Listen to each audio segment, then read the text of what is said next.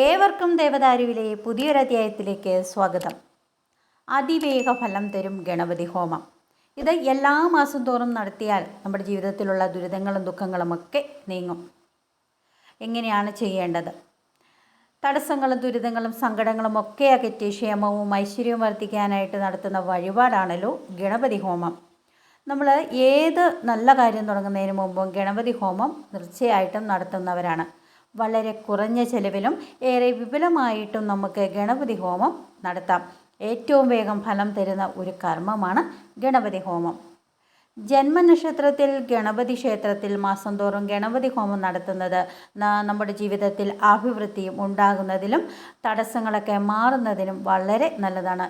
നിത്യവും ഗണപതി ഹവനം ഒറ്റ നാളികേരം ഉപയോഗിച്ചാണ് ചെയ്യുന്നത്.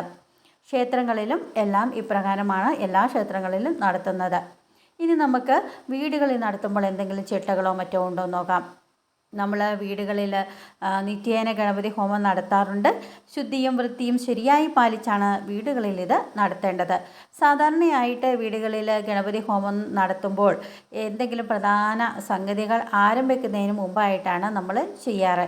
അതായത് പുതിയതായിട്ട് നമ്മൾ ഒരു വീടിൻ്റെ താമസം പോലുള്ള പുതിയൊരു വീട്ടിലെ പാല് കാച്ചൽ ഇങ്ങനെയൊക്കെ വരുമ്പോഴാണ് നമ്മൾ കൂടുതലും നടത്താറ്. ഇനി പൂജാമുറിയിലാണ് ഈ നടത്തുന്നതെങ്കിൽ ആ മുറി കഴുകി വൃത്തിയാക്കിയിട്ട് നിലവിളക്ക് കൊളുത്തി അതിന് മുമ്പിൽ നാക്കിലയില അവിലും മലരും ശർക്കരയും തേങ്ങാപ്പൂളും കദളിപ്പഴവും കരിമ്പ് തേന് കൽക്കണ്ടം മുന്തിരി മാതളം തുടങ്ങിയ നിവേദ്യമായിട്ട് വയ്ക്കുന്നത് ഏറ്റവും ഉത്തമമാണ്. അല്പം നെല്ല് പുഷ്പം ജലം എന്നിവയും നമുക്ക് സമർപ്പിക്കാം. ചന്ദനത്തിരി കൊളുത്തി അത് വെച്ച് തൊഴുത് പ്രാർത്ഥിച്ച ശേഷം നമുക്ക് ഈ ഹോമം ചെയ്യാം. ഒടുവിൽ കർപ്പൂരം ഒഴിഞ്ഞ് തൊഴുത ശേഷം നിവേദ്യങ്ങൾ പ്രസാദമായിട്ട് നമുക്ക് വീട്ടിലുള്ളവർക്ക് നൽകാം. 8 നാളികേരം കൊണ്ട് അഷ്ടദ്രവ്യം ചേർത്ത് അഷ്ടദ്രവ്യ ഗണപതി ഹോമവും നമുക്ക് നടത്താം. ഉണങ്ങിയ നാളികേരമാണ് ഹോമത്തിന് ഉപയോഗിക്കേണ്ടത്.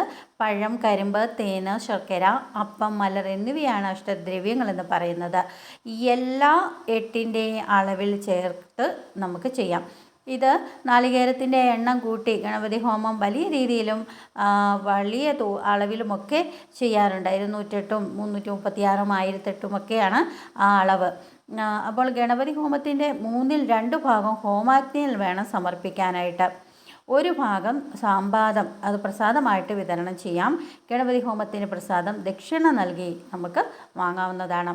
ഈ മഹാഗണപതി ഹവനമുണ്ട്. ബുദ്ധിയുടെയും സിദ്ധിയുടെയും ഇരിപ്പിടമെന്നാണല്ലോ മഹാഗണപതിയെ നമ്മൾ കണക്കാക്കുന്നത്. പരമശിവൻ്റെയും പാർവതി ദേവിയുടെയും പുത്രനാണല്ലോ ഗണപതി ഭഗവാൻ. നമ്മുടെ ഭാരതത്തിലും പുറത്തും ഹൈന്ദവ ദർശനത്തിലും ബുദ്ധ ജൈനമത ദർശനത്തിലുമൊക്കെ മഹാഗണപതി വിഘ്ന നിവാരകനായിട്ടാണ് ആരാധിക്കപ്പെട്ടു പോരുന്നത്. ഓരോ പ്രത്യേക ആവശ്യങ്ങൾക്കായിട്ടാണ് നമ്മൾ മഹാഗണപതി ഹോമം നടത്തുന്നത്. ഇനി ഐശ്വര്യത്തിന് കറുകക്കൂമ്പ് 3 കൂട്ടിക്കെട്ടി ത്രിമധുരത്തിൽ മുക്കി നമുക്ക് ഹോമിക്കാം. കറുകനാമ്പ് നെയ്യിൽ മുക്കി ഹോമിക്കുക.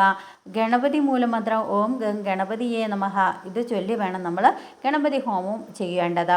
ഇനി ചുവന്ന തെച്ചിപ്പൂവ് നാളം കളഞ്ഞ് നെയ്യിൽ മുക്കി സ്വയംവര മന്ത്രം ഉരുവിട്ട് ഹോമിക്കുക. ഇത് മംഗല്യഭാഗത്തിന് ഉത്തമമാണ്. 7 ദിവസം തുടർച്ചയായിട്ട് ഇങ്ങനെ ചെയ്താൽ മംഗല്യഭാഗം ഉറപ്പാണ്.